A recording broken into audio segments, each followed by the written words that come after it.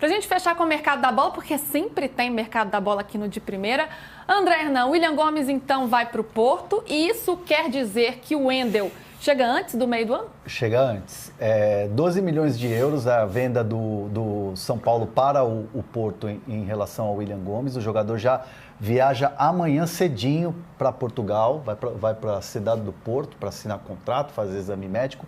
É um contrato longo, 5 anos. 5 anos a validade, a duração do contrato. O William Gomes é um jogador que o ano passado teve um destaque, chegou a ser melhor em campo no jogo contra o Vitória, acho que umas 2 vezes foi eleito o craque da partida, aquela coisa, fazendo gol, dando assistência. É bem verdade que naquele jogo contra o Botafogo, que o São Paulo foi eliminado da Libertadores, ele foi substituído ainda no primeiro tempo, isso deu uma certa, assim, o jogador ficou um pouco ansioso, sabe aquela coisa de não conseguir ter confiança, e o Zubeldia acabou tirando ele um pouco do foco. Perdeu minutagem, né? E isso acaba gerando o quê? O mercado começa a observar o jogador de uma maneira diferente. Não está sendo utilizado, é uma joia e tal, e o Porto começou a avaliar o jogador. E aí agora chegou com uma proposta, 12 milhões de euros, o São Paulo ainda vai segurar 20% do jogador, vai ter uma porcentagem, e esse negócio se concretiza. Se concretizou hoje pela manhã.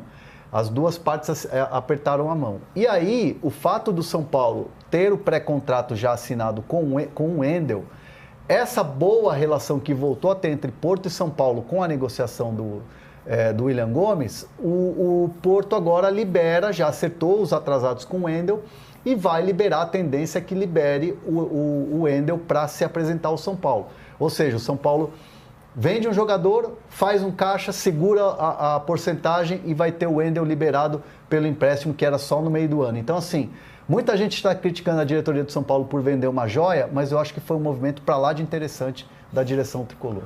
Eu acho que o Zubeldia não morria de amores pelo William. E agora... Você lembra que o Éder Traschini entrou lá de Orlando falando da bronca. Ele pisou no campo porque estava dando uma bronca no William Gomes do outro lado. Faz sentido.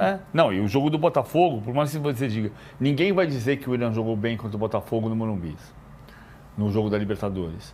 Mas você tirar um jogador com 20 minutos, que você deu o apoio, um jogador de 19 anos, que você coloca para ser titular nas quartas de final da Libertadores, quando você tira o jogador aos 20 minutos, você não está dizendo que a culpa é do jogador, você está dizendo que a culpa é sua. Porque o técnico é que avaliou mal. Claro. Se você escalou e achou que ele estava pronto, e ele não estava pronto e você tirou, você está dizendo que você avaliou mal. Não só que ele jogou mal. Você é o técnico para avaliar.